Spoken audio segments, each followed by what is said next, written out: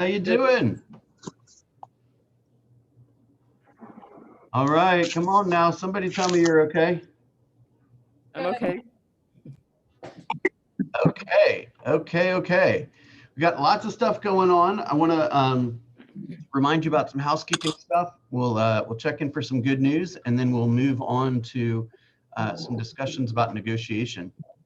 So, a couple of housekeeping pieces. Number one is today, from starting at 9:30, I sent out a couple times this week a registration from the Southeast region of Keller Williams. By the way, the Southeast region is about 61 offices across Tennessee, Alabama, and Georgia. They're doing a kind of a rookie mastermind. So it's probably going to be a really big group. I'm going to check it out too. They didn't announce an end time, but it starts at 9:30. I suspect it's probably going to be about an hour. That is free, but you do need to register for the link. So if somebody is near their computer and can grab the link and post it again, that would be awesome. I have posted it a couple of times in the announcements chat this week. Okay, so that starts at 9:30 today. We also have a success series from 12 to 1. Our guest is going to be Kim Hutchins. Kim's one of my good friends at the office. She's been here a long time, 9 or 10 years. Thank you very much, Marie. Thank you. She's been here about 9 or 10 years. She's been on a team. She's been a solo agent. She has served on the Agent Leadership Council. She's been to Bold a handful of times. She's got a lot of really great stories. Right now, she is serving as the inaugural member of the Social Equity chairperson on our Agent Leadership Council. So I'm excited for you guys to meet with her. She has come to our group once before, but it was back in like June. So many of you guys have not met her, and I'm going to ask her to share for a couple minutes about what some of those social equity initiatives are. As we know, that became quite a topic of discussion in the summertime, and Keller Williams immediately made some adjustments to their belief system and to their cultural statements and all kinds of stuff, and leadership opportunities to increase opportunities for all people, all colors, nationalities, all that stuff. Okay, so that's between 12 and 1. We'll do a launch mastermind from 1 to 1:30, and then I am going to be teaching a class for the Market Center on the GPS and the 411 today. That is from 1:30 to 3. That class, 1:30 to 3, will be on the KW Roswell training Zoom link. Everything else will be on this link. Okay, it's a good rule of thumb. If it's for the office, it's most likely on kellerwilliamsroswelltraining.com, and if it's for me or for us, it's here. Okay. I'm sorry, Bill. What's the session from 1:30 to 3? I'm teaching a class on the GPS and the 411. So those are the primary business planning tools to basically make sure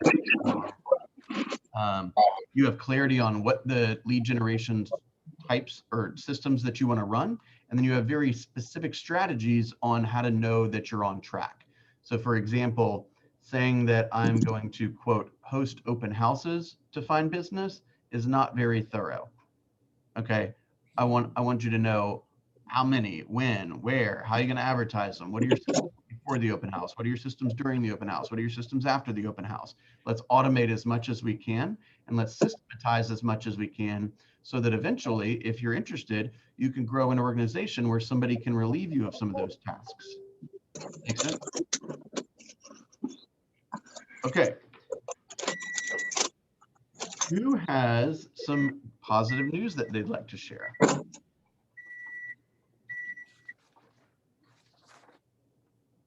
Anybody? Man, you guys are tough. This is interactive. Anyone? So I'm going to go on my first listing appointment. That's awesome news. Yeah. You should have cut me off this morning saying that. All right, tell us more. How'd that come? How'd that happen?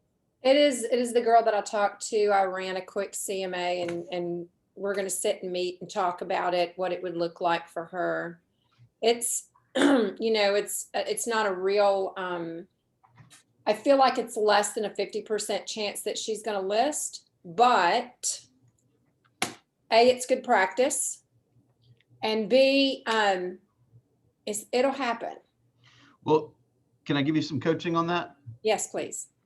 Okay, go in there with the attitude that there is no one that's going to guide her through this process better than you. And at some point, it may be a perfect opportunity for her to move forward. If she chooses not to move forward immediately, Third grade, I wanted to say. it's not because she doesn't like you or trust you or believe in you. It's that it's not the time to do it. Absolutely. Yeah. So don't go in there thinking like, if I need to get this thing autographed in order to be successful or something like that. Your job as a real estate agent, remember, is to ask a bunch of questions to help the prospect gather that information and make the decision that makes the most sense for them at that moment.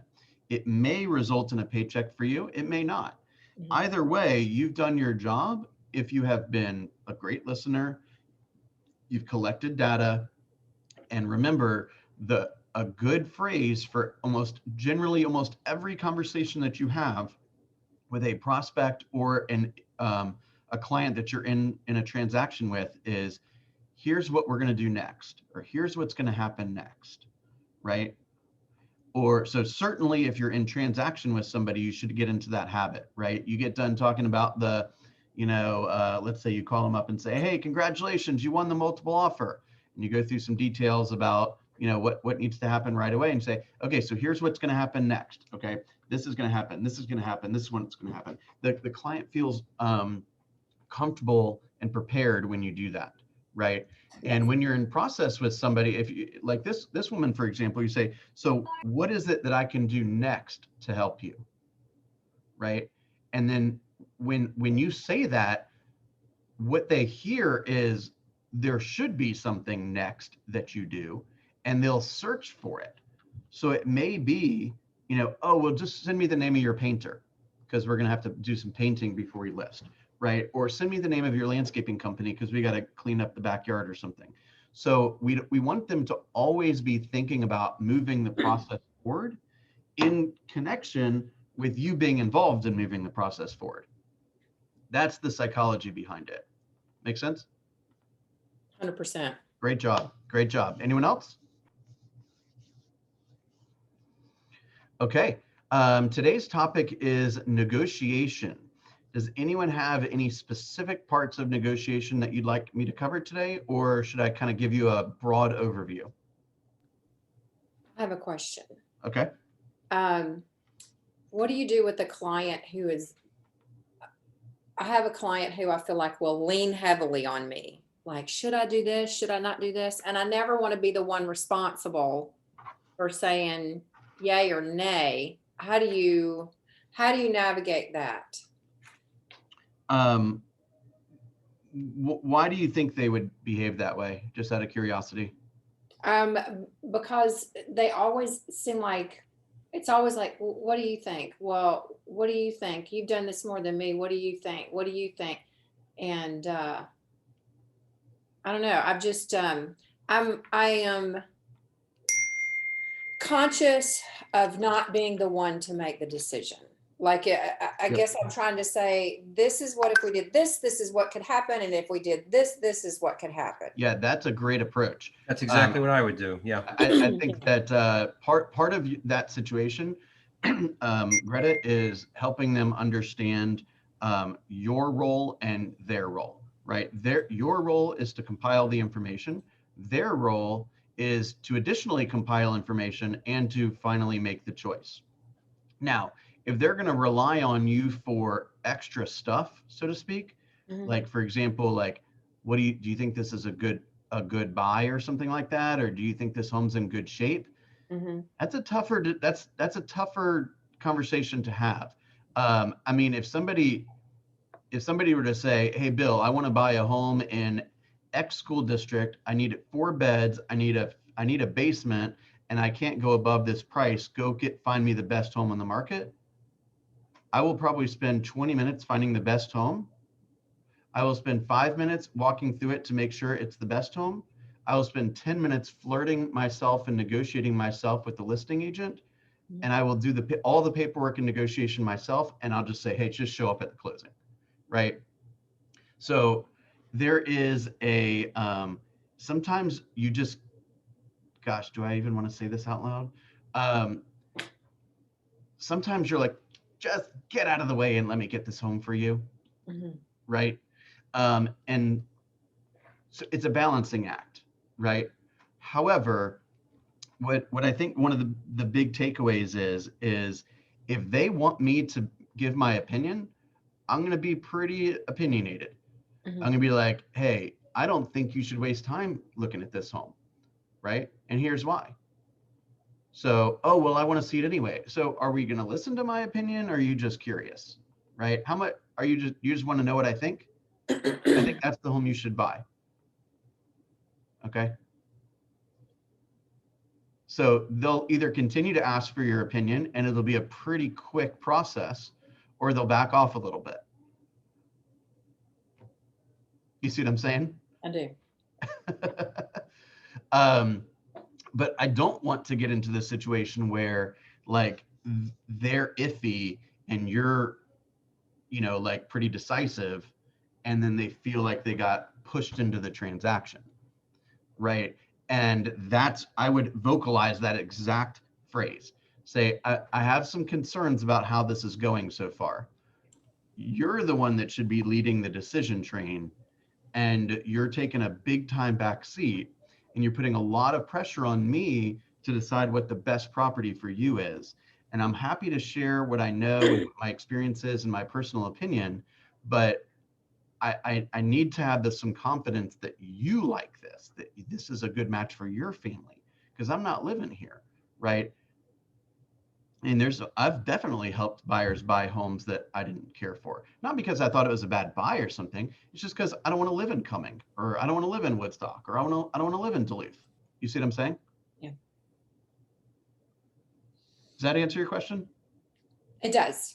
But don't be afraid to vocalize your concern. Say, hey, I got a concern here I'd like to share with you, right?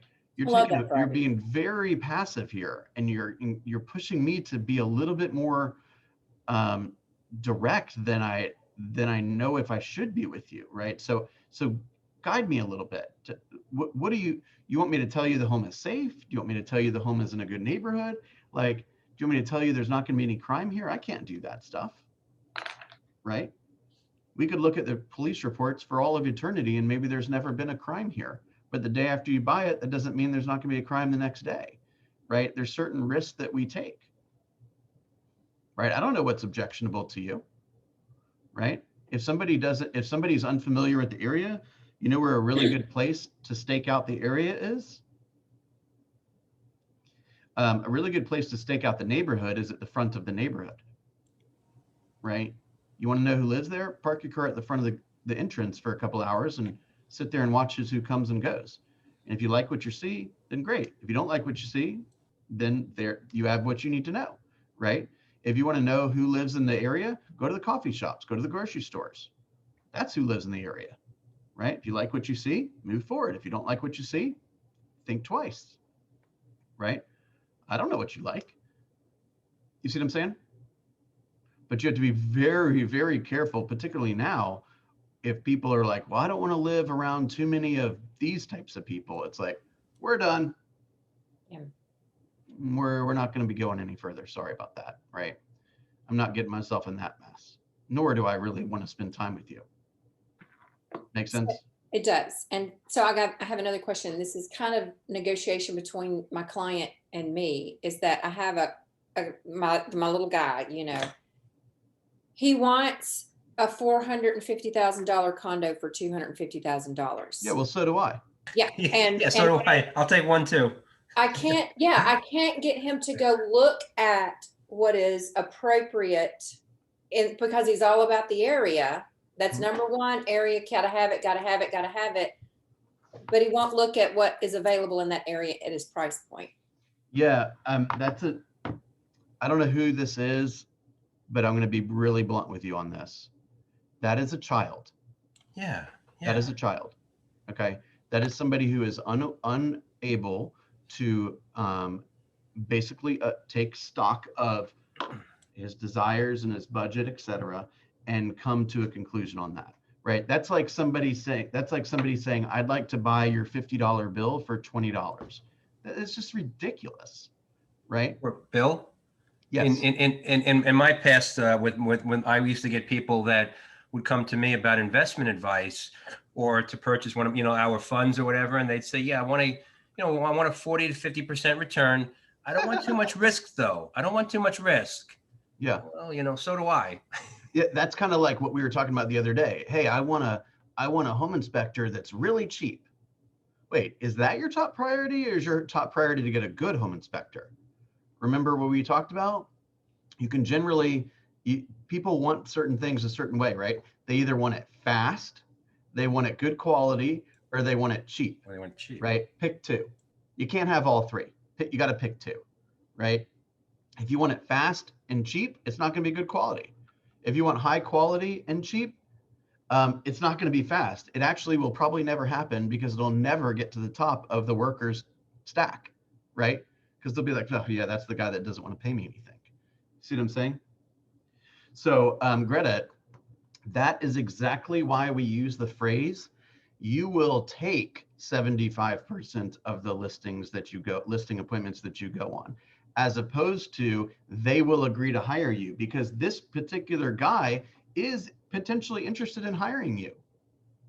Okay, that's not the point. The point is, are you interested in hiring him? And you determine whether you're interested in hiring him based on his ability to be successful within the current environment that we have. So you say, sir, you want to live in Alpharetta, you have $300,000, here are your options. If you don't like any of these, then you just let me know when you decide to change your criteria, change your location, or change your budget. Until then, there's not much I can do to help you. Here's my cell, here's my email. I hope we get a chance to talk soon. And you move away and you stop receiving his poor energy, and you go take all the energy you got and go find a better client. Okay, we think that's an opportunity. It's not. It's not. If I came to you, Greta, and said, hey, I want a brand new home in Alpharetta, walking distance to the center of Alpharetta, and I've got $225 and I need a down payment assistance, come on. What are you going to do? Like show me a bunch of properties? Like there are none. You see what I'm saying? It's not an opportunity. I mean, I might be a nice guy. I wouldn't be impolite to him. Just say, look, that's not what the market is telling us is available right now. That's like saying I want to buy a share of Amazon for $50. Well, $50. What makes you think $50 is a fair price? Well, it was $50 12 years ago. Well, it was 12 years ago. Today it's $3,000. If you want a share of Amazon, then hand somebody $3,000 that's got it, and you'll get it. Okay. Okay. I'm glad you kind of brought that up, because that does work into negotiation. You got to understand, guys, that you are negotiating always, right? We know we've said the idea that you cannot not communicate, right? Meaning you're always communicating, you're always negotiating too. Okay. So the second you pick up the phone and call an agent and ask for an appointment for a showing, or the second you receive a sign call or a referral or any of that kind of thing, the other party is making judgments on you. Hey, is this guy somebody that is cordial, patient, a good listener, firm, a jerk, in a hurry, patient, these kind of things, right? And so we want to give off a positive, energy at all times, right? So do you think, John, that if a listing agent puts a home on the market and they've got 10 people that want to see the property and 2 people call, let's just assume they don't say set your appointment via showing time, right? 2 people call. By the way, whatever the instructions are, just do the instructions, okay? That's the first clue that you're going to be a pleasure to work with, is if you follow instructions, Right. Okay? It's like when we look to hire people, we say, hey, send an email with this and a text with this, or an email with this and a fax with this. and then they show up at the door saying, "Oh, I was in the area. I figured I'd pop by." It's like, all right, we're not interested. You're not following instructions. That this job is about following instructions. You've just proven to me you're not qualified, right? I specifically made the instructions a little unusual to see if you'd follow them, not to tell me whether you think you have a better idea or not. Your job is to follow instructions. That's what this is. That's the job description. There'll be other jobs where you have an opportunity to be the decision maker. That's not the one you're considering right now. You see what I'm saying? So if two people call and say, "Hey, what a great listing. How you doing today? Happy weekend," that kind of stuff. And you talk them up and it's a pleasure to have that conversation. And then two people, send a quick text, and then 7 people do the showing time, and all however many people go and look at the property, the listing agent has a more positive mindset around the people that they had a more positive interaction with, right? So they're excited to see that offer. I know this sounds crazy, but they're hoping that those people's offers are the winners, right? When you call them and say, "Hey, I'm working with an awesome buyer. He's super cooperative, very well qualified. He's working with my favorite lender who's about to call you. Okay, we got a real buttoned up offer coming to you." By the way, it's one of my pet peeves that we always have to go back and put what board the agent's a part of, and that ends up being the last thing we have to put there. Just tell me what board you are and I'll make it super simple and put it in the contract for you, right? Is there anything that is important to you or to your client that might be a small concession for us, and we can make our offer stand out? We want to win. We want to have a slam dunk for us and a slam dunk for you. Is there anything else that we should add to the contract? Anything in particular, right? And they say, "Well, it's not available until 4 o'clock." And you're like, "Why isn't it available until 4 o'clock? Okay, you're done. That buyer's not winning. Okay, you see what I'm saying? You're always negotiating. You're always on stage being evaluated to determine if you are going to be fun to work with. Does that make sense? I wish I could see you guys. We got 17 people on the call and one face. Can I get 2 more faces? Okay, thank you. Yeah, you will look better than me. You will look Oh better my than gosh, me. I just have to ask? Damn, y'all are teaching me about negotiation today. Okay, does that make sense, Greta? We're kind of going in a lot of different directions, but negotiation is presentation, right? It's about what it's going to be like to work in your presence. Now, I want you to understand this is probably the most important concept of negotiation, is you are only as good of a negotiator as your next best option. Okay, now here's what I mean by that. Back 10, 12 years ago, we would go into a townhome community, and let's say there were 100 townhomes in the community, and 25 of them would be on the market, right? And with the exception of maybe a different color walls or slightly different color hardwood floors or slightly different color granite, they're essentially all the same, right? Exactly the same floor plan, exactly the same size, of course, right? Exactly the same.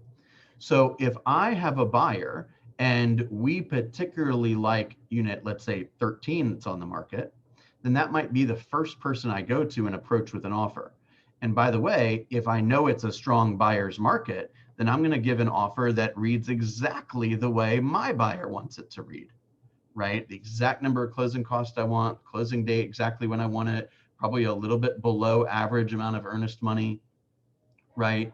I'll probably ask for a home warranty and maybe some add-ons, because they're going to be so desperate for an offer that my, initial offer is going to be slightly or a good bit below what they're probably expecting, right? Because I've got the power. Because if they say no, I'll just go to the one next door. You see what I'm saying? And if they say no, I'll just go to the other one next door. Okay, so in a tight seller's market, where in some areas it's less than 1 month of supply, automatically we know the buyer lacks a little bit of negotiation strength, right? So if the buyer, quote, I have to be in this home by a certain amount of time. I have to stay under this price range. I have to get closing costs paid, these kind of things. Okay, well, you already went from a below average negotiator. Okay, well, you need closing costs paid and no exceptions. Okay, now you're this level negotiator, right? You have to close by this date and get the seller to accept this, let's say down payment assistance or something. Now you're even more of a worse negotiator. You see what I'm saying? So the first question you have to ask when you're entering into a negotiation is who's in control here? Where's my, Right? Who's got the item of limited supply? Okay. So in the example we just gave, none of those sellers have the item in limited supply. I'm the one that's got something in limited supply, which is the fact that I'm a ready, willing, and able buyer in a buyer's market. So I get to call the shots. Does it make sense? But if I'm trying to buy a home today and I don't have cash, okay, you are not in limited supply. There are plenty of buyers. What's in limited supply is the homes. Okay, so when you identify the home you want, you better be super aggressive, and you better have an awesome team around you, and you better have an awesome agent where there's a good likelihood you're not going to get that home. Now, that's why the buyer presentation and the seller presentation are so important, is because that is your opportunity to set the stage, right? You're setting the expectations so that negotiations will be a little easier in the future. Now, I've told this story before, and I'm not telling this story to tell you that I don't know how to negotiate. I'm telling you the story to tell you that I actually do know how to negotiate, and I am very, very clear who owns the limited item. Okay, so the last two properties my wife and I have bought have been off market. Okay, this last home that we own now was a friend of Rachel's friend or something like that. Okay, and we got wind that they were selling the home. We wanted to live in a very, very specific area, like literally 10 streets. Okay, and what we wanted was very hard to find. We got a clue that this home was going to be available. The guy toured us through the home, and let me tell you what my negotiation strategy was. I looked the guy dead in the face and said, "What do I have to pay you never to show this home to anyone else?" And he told me it was a reasonable number. It wasn't outlandish. It was probably slightly inflated of fair market value, a couple $1,000s maybe. And I said, "Great, done." So that was great negotiating because I got what I wanted. You see what I'm saying? I understood that there was virtually no reason he should sell it to me behind closed doors. Virtually none. The only reason why it makes sense for him to do that if he is 100% convinced that there's not a single other person in the universe that would give him more if he were to list it publicly. Do you see what I'm saying? So he definitely had the item of the scarcity item. Okay. And yes, I'm not going to go pay $50 for a $20 bill, but if there's one $20 bill left, I might pay $25 for it. You see what I'm saying? Does that make sense? Okay, what are you guys hearing? That you're not, it's kind of like, I hate to say it, it's kind of like divorce. You're never going to get your way 100%. So decide what's important to you and go after it. That is very well said. That's very well said. This is a negotiation, which implies that there's going to be some give and take, right? I don't really care who the closing attorney is as long as you pay for my home warranty, that kind of thing, right? I don't really care what day we close as long as you cover some of the closing cost, right? I don't care if you don't fix the wood rot as long as you fix the leaky water heater. See what I'm saying? So yes, there are going to be some concessions. Now, in a strong seller's market, there may be less concessions, and there likely will be. Let me give you one example of that. Okay, let's say we're in a strong seller's market right now. So a buyer goes in and they win the multiple offers, right? And let's just say, for example, they had an escalation clause, and it says, "I will go $2,000 above the highest offer up to 310." And the highest offer was 301. And so now they're at 303. Okay, Yet the seller knows that they're willing to pay 310, but because of the way the contract is written, the sales price isn't 310, it's 303. And then their home inspection comes back and it says, hey, we got a loose handrail and we've got a, backward electrical outlet and we've got, a toilet that needs to be replaced. And they're like, we want all this stuff to be done. And as a seller in a seller's market where I knew the buyer was willing to pay more, and I might even have a backup offer in place, I say, no, I'm not doing that. Not because I don't want the person to it's not that I think the person deserves to have a toilet that doesn't work properly. It's because I don't think he's going to leave the deal because I say no. And I'm probably right. And so that's my bet, right? I say, no, I'm not going to do that stuff. He says, okay, I didn't think so. I just figured I'd ask, right? Or he says, hey, Bill, that pisses me off. I'm leaving the deal. I say, and then I can decide whether I want to go crawl back or not. Oh, just kidding. I'll fix that wood rot. Or say, I don't care. I've got a backup offer that's 10 grand more than you paid. No big deal. You see what I'm saying? So the first thing is to take real good look at who's got the item of scarcity and who has the most control and who has the most power. And then you can behave within that structure. But understand, if you're working with a bunch of buyers right now, guys, you virtually have no power. You're basically begging. Please tell me what I need to put on here to win. Please, please. Right? I'll close on whatever day you want. No closing costs, no problem. Right? You want me to give up half my commission? No problem. Right? If you're a seller, right? You're like, hey, price is 400. I'm going to the beach. I'll come back on Monday when all 40 offers are waiting for me and I'll deal with you then. Okay? Which side of the deal would you rather be on? Does that make sense? All right, give me some more feedback.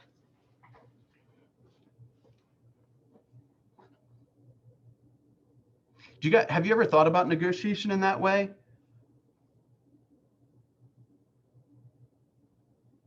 Anyone else?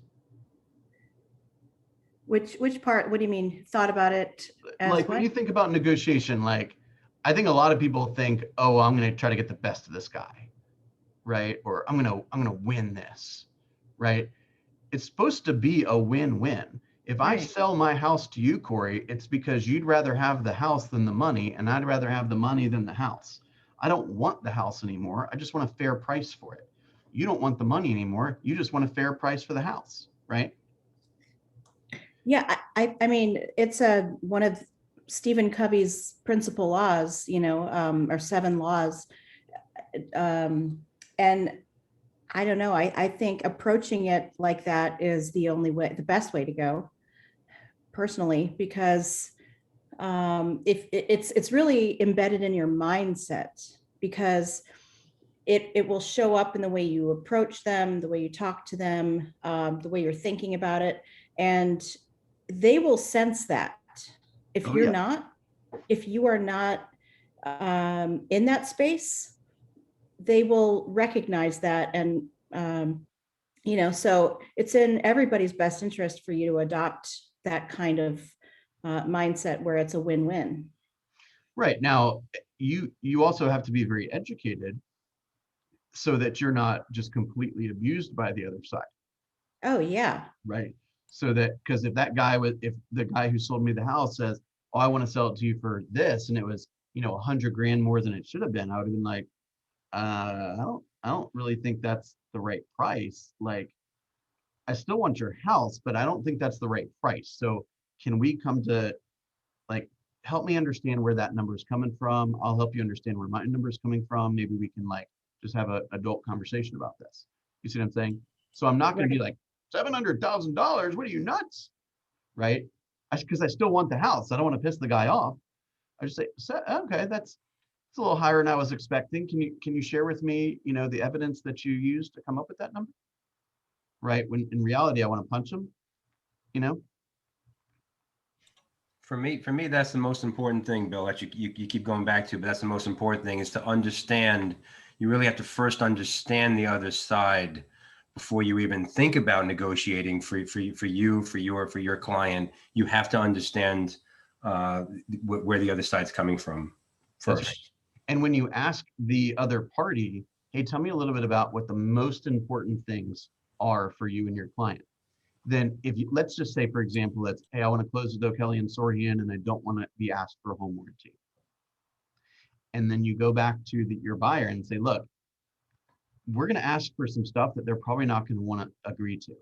But are you willing to concede on these two? Right? Because when they see our offer, the first thing they're going to look for is O'Kelly and Sorian, the attorney, check. Okay, I like this guy so far. Any home warranty request? Nope. Okay, check. Ooh, they listened. Good. Ooh, let's see how much they're going to offer. You see what I'm saying? So the first place they're looking is for the stuff that's important to them. So don't you think it's important to find out what they're looking for? Yeah, that should be part of every, you should go on a fact-finding mission before you place the offer. 100%. You know, what is important to you, you know, ideally in a prioritized list, so that we can try to accommodate. And, you know, we want this to be a win-win. So, yeah. Completely. And the other thing is reminding your negotiation partner or your client, let's say, that you're getting things that are important to them. So if they say, if I were to say, hey, Corey, let's say you're my buyer. Corey, what are the most important things for you? Well, the most important things for you are closing cost and a home warranty. Okay, great. So we may have to pay a little bit more for the property, but I'm going to work real hard to make sure those closing costs are paid and the home warranty is paid. And then when they come back and they offer a little bit more for the home, yet they agree to the closing costs and the home warranty, I don't come back to them and say, okay, what do you think? I come back to them and say, hey, great news. They're willing to pay for the home warranty. And another piece of great news is they're willing to pay for the closing cost. Okay. And they're willing to do that if you pay this. Are you ready to move forward? I'm not coming back to them and saying, hey, they came back really high. I can't believe they came back really high. What do you think? Well, of course they're not going to be excited because you're not excited. You see what I'm saying? Yeah. And I guess just reiterating the terms, figuring out what their terms are. And then, you know, it doesn't hurt to express or to put it in, you know, a verbal expression or in writing when submitting the offer, what kind of agent you will be. Oh, for You know, sure. I will be a great partner. I will be communicative and responsive, and, you know, whatever else you want to say. That's right. That's exactly right. All right. Thank you guys for all your additional comments on that. Let me make a quick recommendation. Does anyone know of the podcast Think Like a CEO? That's Gary Keller and Jay's podcast. Oh Yep. gosh, you got to check this out guys. Think Like a CEO. Okay, Gary Keller, Jay Papasan, the writers of the MREA. They're just about to release, I think, the 5th season. I'm a little behind. I'm in the 4th season now. It is like gold. It is so good. You guys got to listen to this. And while I'm thinking about it, and I haven't put it away from loaning it to John, if you guys have not read this book, I'm going to encourage you to read this book. Okay, thank you for being late. It says An Optimist Guide to Thriving in the Age of Acceleration. It is a little political. I'm not suggesting that I agree with these politics or don't agree with these politics. I'm not suggesting it because of its political leanings. I'm suggesting it because of the way that they talk about technology. You guys, our world is changing fast, really, really fast. And remember what we've said, you will not be replaced by technology. However, you will be replaced by the agent who is mastering and embracing technology. Okay, this is super interesting read. Okay. Is there a YouTube author read audiobook? I don't for know, that one? actually. I decided to buy this one. I haven't looked that up. But I have it in my office. I've already read it. So if somebody wants to stop by and grab it, I'm happy to let you borrow it. Okay. Anyone Thank have you. any questions or complaints? Nope. All right, beautiful. Don't forget the session at 9:30 today, the regional event, and the success series at 12 o'clock. Okay, hopefully this was helpful. As always, I'm super, super grateful for your partnership, and I'm really, really enjoying you guys kind of taking your business to the next level. So see you in a bit. Thank you, Bill.